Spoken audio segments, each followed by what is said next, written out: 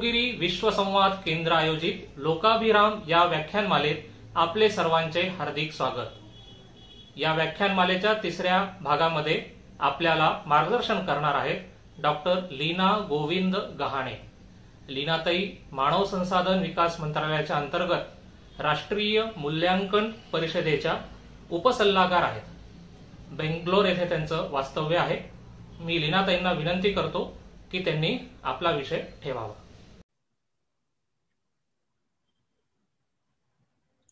नमस्कार। जय श्री राम, जय जय श्री राम, जय जय श्री राम। श्री राम जय राम, जय जय राम। श्री राम जय राम, जय जय राम। श्री राम जय राम, जय जय राम। सबसे पहले भारत माता को वंदन करते हैं। अपि स्वर्णमयी लंका दमे लक्ष्मण रोचते, जननी जन्म भूमिश्च स्वर्गादपि गरीयसी। हम सबको मालूम है कि राम और रावण युद्ध हुआ। इस युद्ध में रावण का पराजय हुआ और लंका पर राम का जो है वो आधिपत्य हुआ। सुंदर लंका को देख करके लक्ष्मण ने राम से कहा कि भैया लंका कितनी सुंदर है, सभी सुख सुविधाओं से उपयुक्त है, क्यों न हम यहीं पर रुक जाए। तब राम जी ने कहा कि भाई तुम्हारा कहना ठीक है, परंतु लक्ष्मण मुझे ये लंका कुछ पसंद नहीं। मुझे तो मेरी मातृभूमि ये स्वर्ग से भी अधिक प्रिय है। मुझे ऐसा लगता है इसीलिए राम जो है हमारे भारत के प्राण है। राम मंदिर भारत के आत्मसम्मान का प्रतीक है। The essence of life is Ram and Ram Mandir the self esteem of Bharat. हाँ, इसलिए हमेशा हम घोषणा भी लगाते आए हैं कि कोटि कोटि हिंदू जन का हम ज्वार उठाकर मानेंगे, सौगंध राम की खाते हैं, हम मंदिर भव्य बनाएंगे। हम बहुत सौभाग्यशाली है कि एक बहुत बड़ा निर्णय, जिसे हम कह सकते हैं कि बीते 500 वर्षों से संघर्ष जो चल रहा है, हमारा गौरव प्राप्त करने के लिए, भारत की अस्मिता को पुनः वापस प्राप्त करने के लिए उस संघर्ष का निर्णय आ गया है। और हम बहुत सौभाग्यशाली ऐसी पीढ़ी है कि हमें ये सारी चीजें देखने को मिल रही है। इसलिए मुझे ऐसा लगता है कि इतिहास में दर्ज है वो तारीख युगाब्द 5122 विक्रम संवत 2077 शालिवान शक संवत 1942 और अभी जनवरी का महीना है। इस जनवरी के महीने में हम सब लोगों ने ये निश्चित किया है कि हमारे प्रिय राम मंदिर के लिए हम निधि संकलन करेंगे। यथा योग्य हम जो भी सहयोग हमारा बन पड़ता है उसको हम करेंगे और तभी हम जो है अयोध्या जाएंगे, है ना? बराबर है ना? मोहे अवधपुरी ले चलो, राम के चरण छुआवे। अभी जो राम जी के दर्शन हमें करने हैं वो तो हम दर्शन करेंगे श्री राम मंदिर में प्रभु राम लला की स्थापना होने के बाद ही। राष्ट्र सेविका समिति की वंदनीय संस्थापिका आद्य प्रमुख संचालिका लक्ष्मीबाई केळकर हमेशा कहती थी, धर्मो रक्षति रक्षिता।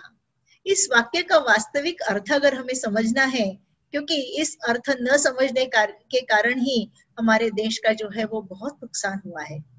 धर्म को भी रक्षण की आवश्यकता है। धर्म कितना भी अच्छा क्यों न हो, वह रक्षक के बिना व्यवहारिक क्षेत्र में नहीं टिक सकता। इसीलिए धर्म के जो अनुयायी है वो होने आवश्यक है। इसका उदाहरण हमें प्रभु रामचंद्र जी के जीवन से मिलता है। उनका पूरा जीवन ही संघर्ष का रहा है, लेकिन ये सारे संघर्ष उन्होंने पुनः धर्म की स्थापना के लिए ही किए हैं। हम सबको मालूम है कि राम जी जब वन में जा रहे थे तब माता कौशल्या ने प्रभु रामचंद्र जी से कहा कि जिस धर्म के रक्षण में तुम अभी तक रहे हो, उस धर्म का रक्षण करने की आवश्यकता तुम्हें अभी आगे आने वाली है, इसलिए तुम्हें सज्ज बनना पड़ेगा। इसलिए माँ का जो कथन होता है ना, वो बहुत सत्य होता है। हमेशा जो माँ और पिता हमारे जीवन में कई सारे उपदेश हमें देते हैं, उसको हमको शिरोधार्य रखना चाहिए। तो वंदनीय लक्ष्मीबाई जी से प्रेरणा लेकर और मेरे पूज्य माता सौ पुष्पा और पिता श्री गोविंदराव जी के चरणों में समर्पित राम काज करीबे को आतुर, मैं डिजिटल गिरहरी इस माध्यम से इस राम मंदिर के लिए जो निधि संकलन चालू है, इसके लिए मैं ये अभियान कर रही हूँ। सबसे पहला प्रश्न हमारे सबके मन में आता है कि राम भारत के प्राण क्यों है, राम भगवान है क्या, या राम राष्ट्र पुरुष है, पुरुषोत्तम है, किस रूप में हम राम को देखें। तो मुझे ऐसा लगता है कि सबसे पहले राम जी के जीवन से उनकी जो क्वालिटीज है, उनमें जो गुण है, उसकी ओर हमें देखना चाहिए।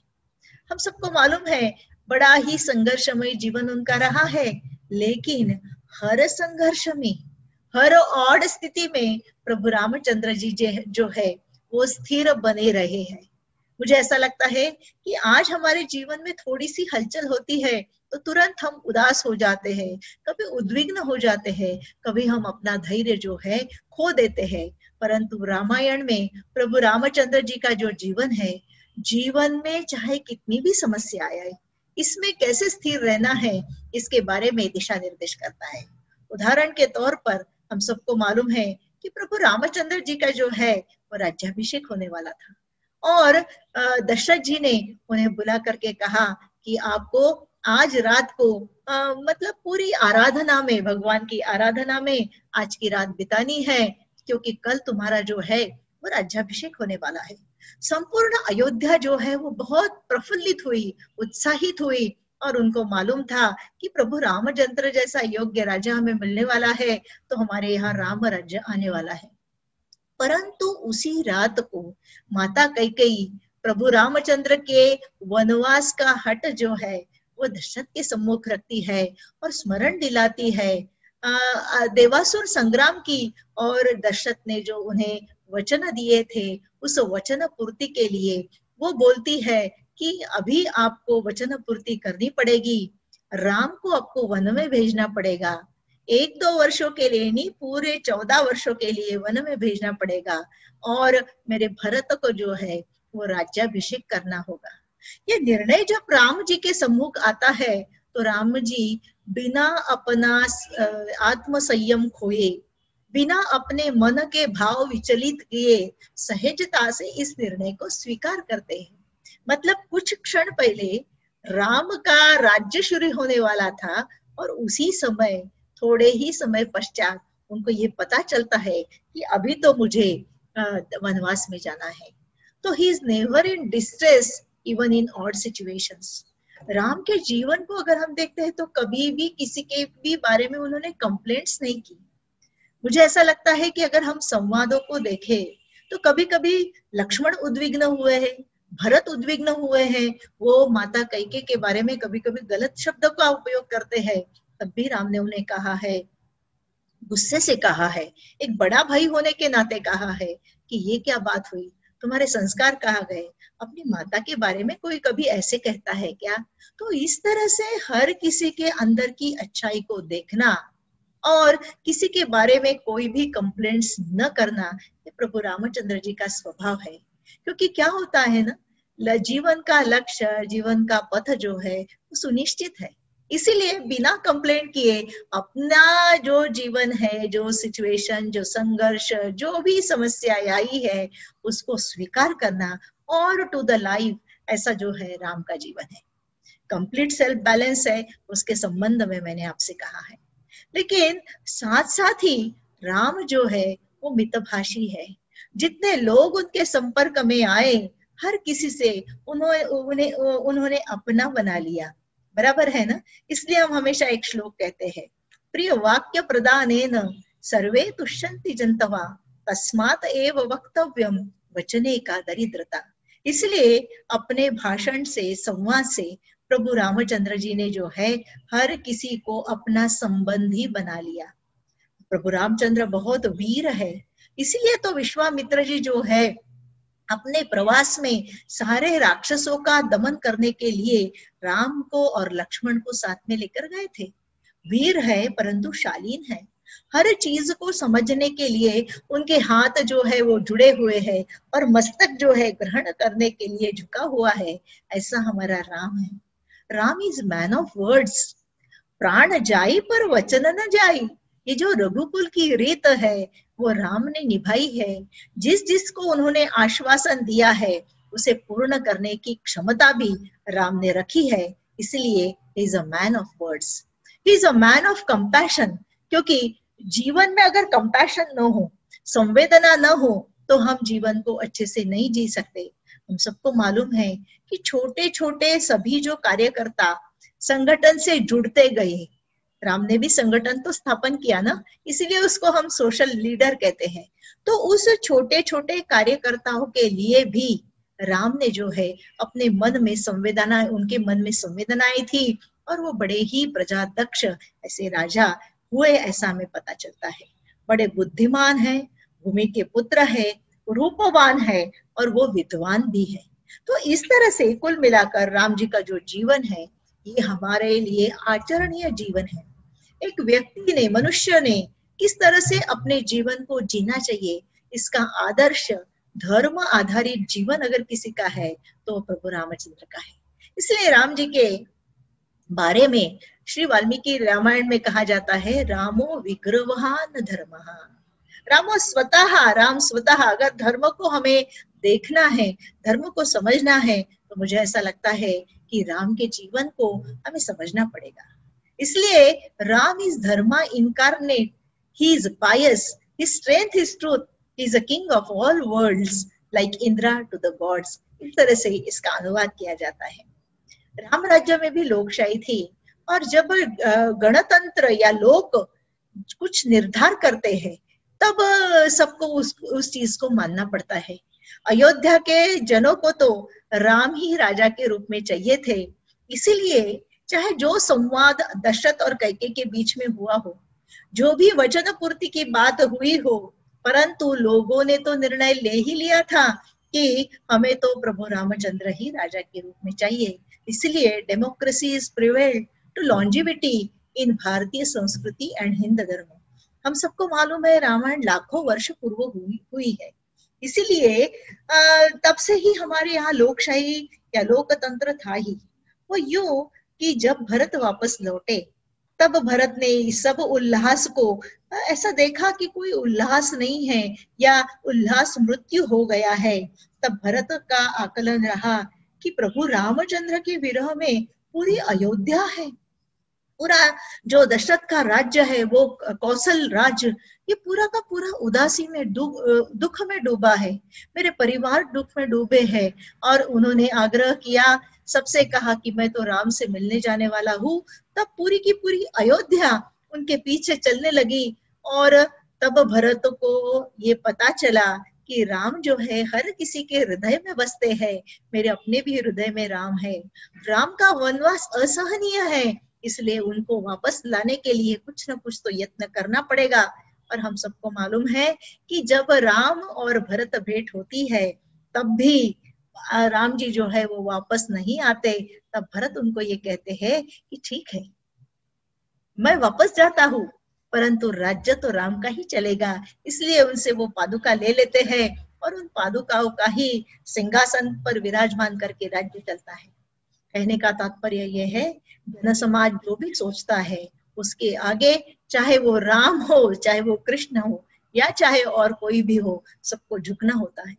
इसीलिए मुझे ऐसा लगता है, जितना सुजान नागरिक, जितने अच्छे लोग इस देश में निर्माण होंगे, व्यक्ति निर्माण होंगे, उतना ये राष्ट्र जो है ये संबल होता जाएगा। इस राष्ट्र के संबल होने की कल्पना प्रभु रामचंद्र के प्रिय के लिए जो लोकप्रियता है, तब के लोग भी और आज के लोग भी इसको सिद्ध करते हैं। इसलिए राम जो है हमारे जीवन में, हमारे अंतर्मन में प्राण बनकर बसते हैं। अगर राम सेतु की बात कहे तो it is a path to establish dharma. ये केवल सीता जी को वापस लाने के लिए और युद्ध करने के लिए ही राम सेतु का बंधन, ये जो संकल्पना है, मुझे ऐसा लगता है ये बहुत संकुचित है। तो ये राम सेतु क्या है? तो it is monument of love. पत्नी के प्रति प्रेम है, इसको उसे वापस लाना है। इसका एक बहुत अच्छा, जिसे हम कहते हैं मतलब स्ट्रक्चर के रूप में या एक मॉन्यूमेंट के रूप में हमें राम सेतु दिखता है। हर किसी ने यथासंभव अपनी पूरी शक्ति का उपयोग करके इस राम सेतु के बंधन के लिए काम किया है। इसलिए हर किसी का डिवाइन स्पिरिट इससे जुड़ा हुआ है। It is a symbol of social organisation. क्योंकि क्या हुआ है, राम सेतु के लिए काम करने वाले वानर है, पशु है, पक्षी है, बराबर है ना, पेड़ है, पौधे हैं, हर किसी ने अपना योगदान दिया है। इसका मतलब क्या है? जड़ चेतन का संयोग राम सेतु है। और इस सोशल ऑर्गेनाइजेशन के लिए प्रभु रामचंद्र ने जो प्रवास किया है, उत्तर से लेके दक्षिण तक का, इस सारे इसमें प्रभु रामचंद्र ने जो संगठन खड़ा किया है, हर किसी ने इस पर्टिकुलर राम सेतु बंधन में बहुत बड़ा योगदान दिया है। शौर्य की भी गाथा राम सेतु करता है, क्योंकि इस राम सेतु पर से जय श्री राम ऐसे बोलते बोलते सब लोग लंका पहुंचे हैं, और लंका में घनघोर युद्ध हुआ है, और धर्म की स्थापना के लिए, और दुष्कृति जो दुष्कर्म करता है, दुष्ट शक्ति है, उसका विनाश उसमें हुआ है। Natural management of natural and human resources भी हम राम सेतु के बंधन में देखते हैं। जो कुछ भी उपलब्ध साहित्य है उसका साइंटिफिक उपयोग करना, इसलिए एपिटोम ऑफ साइंटिफिक एप्लीकेशन भी राम सेतु है। तो कुल मिलाकर परित्राणाय साधूनां विनाशाय च दुष्कृतां धर्म संस्थापनार्थाय संभवामि युगे युगे, इसलिए हमारा राम सेतु जो है वो बनाया गया था, और हम सबको मालूम है कि धर्म की विजय उसमें हुई है। राम का जीवन सबके लिए मेरा राम है, ये पूरी की पूरी अगर हम इस स्लाइड को देखें तो महर्षि वाल्मीकि के राम है, तुलसी के राम है, कबीर के है, गुरु नानक देव जी के है, महर्षि अष्टावक्र के है, महाकवि कालिदास के है। अरे राम किसके नहीं है? शायर मोहम्मद इकबाल के भी राम है। तो उसमें शायर अल्लामा इकबाल ने भगवान राम को इमामे हिंद कहा है राम के वजूद पे हिंदुस्तान को नाज अल ए नजर समझते हैं उसको इमामे हिंद, इस तरह से वर्णन ये इकबाल करते हैं।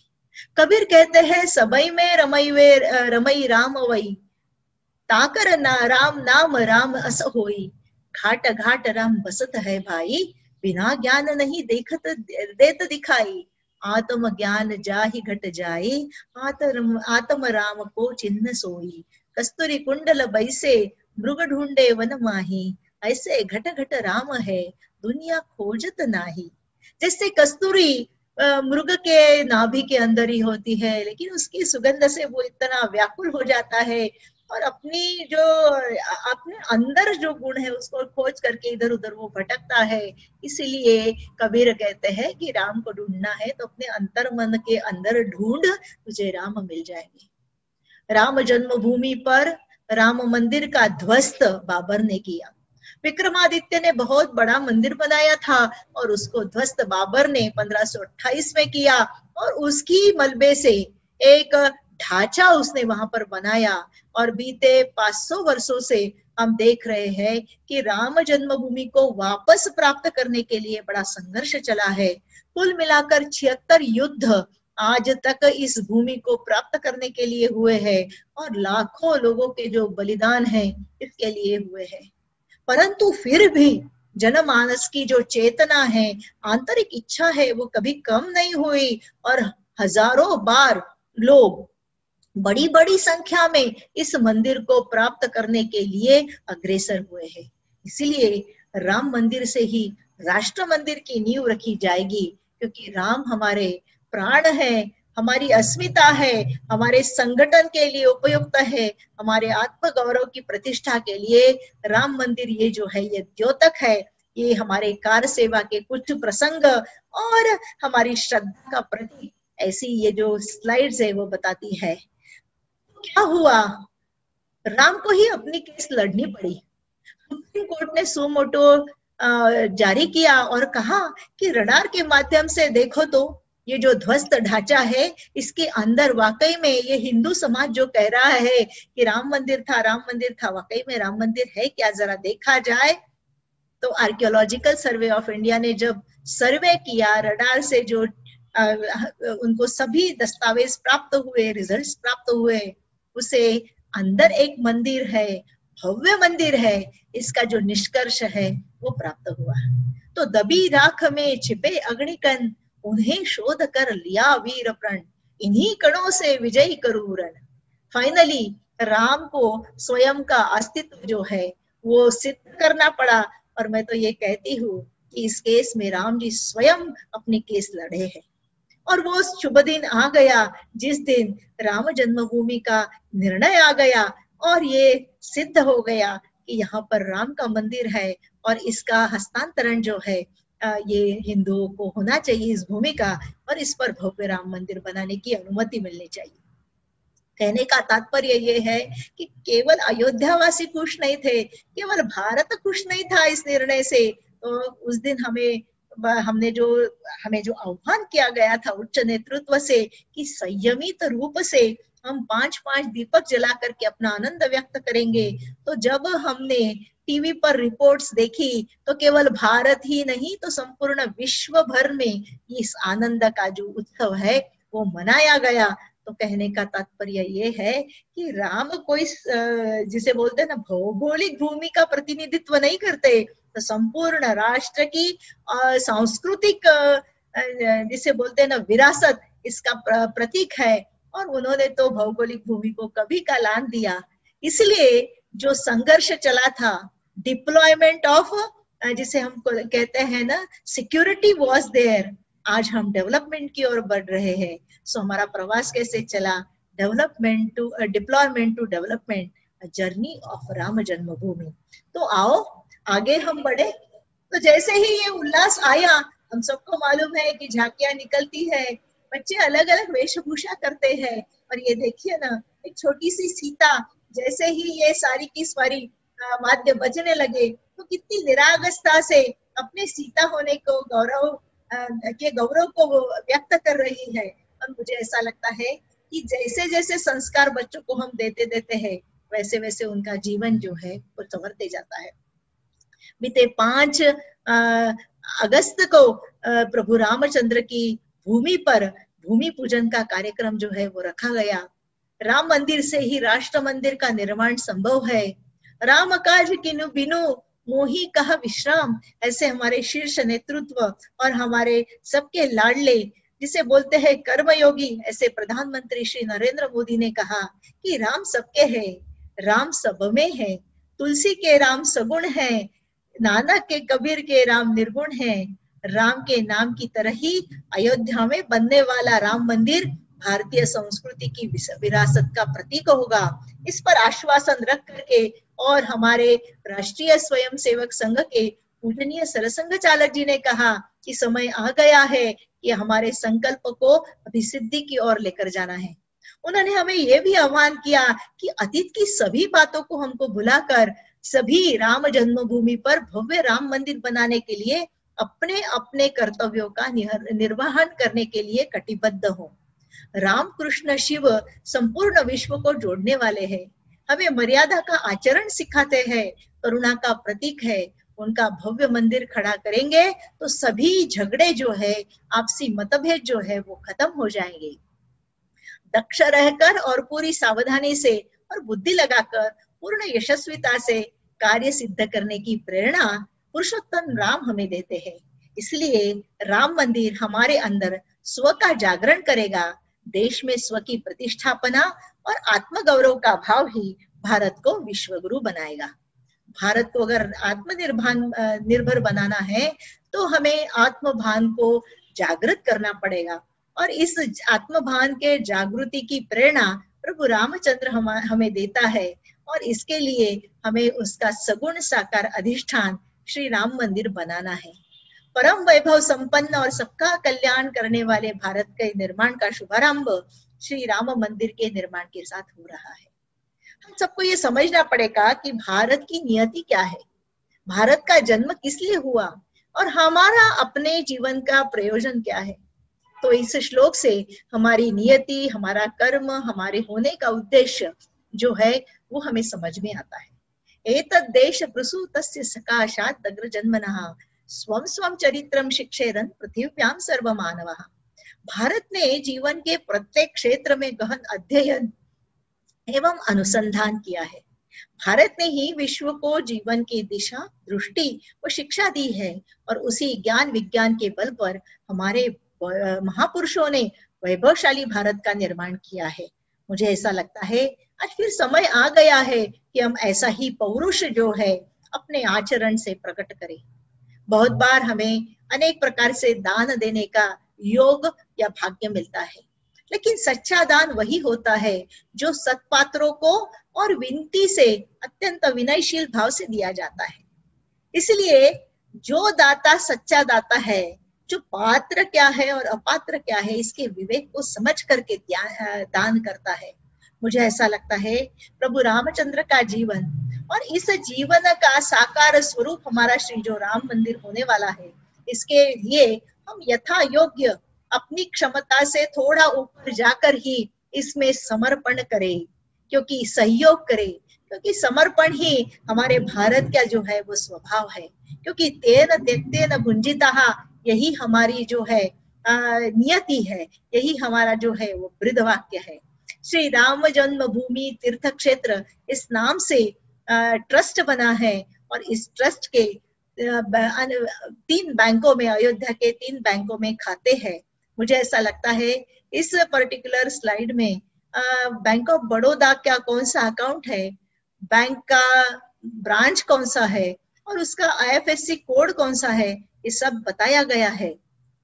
डिजिटल पेमेंट के माध्यम से या स्वयं जिसे हम बोलते हैं कूपन या जो राशि कलेक्शन के लिए हमारे सम्मुख राम भक्त आएंगे, उसे हम अपने क्षमता के अनुसार राशि दे और इसमें सहयोग करें।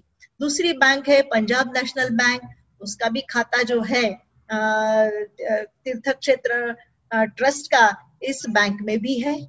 और तीसरी बैंक है स्टेट बैंक ऑफ इंडिया, इसमें भी जो है हम राशि जो है भेज सकते हैं। आपके द्वारा अर्पित की गई राशि की जानकारी कृपया मुझे 9421704237 इस नंबर पर व्हाट्सएप करें तो बड़ी कृपा होगी। मैंने पहले ही कहा था कि मैं एक डिजिटल गिलहरी हूँ और इस अभियान में डिजिटल वेबिनार के माध्यम से सब तक प्रभु रामचंद्र जी का जीवन और एक राम मंदिर के सहयोग के लिए आह्वान जो है वो मैं करना चाहती हूँ। इसलिए अगर व्हाट्सएप के माध्यम से केवल राशि की सूचना आप देंगे तो बड़ी कृपा होगी। जय श्री सीताराम प्रसन्न। नमस्कार, जय हिंद, जय भारत।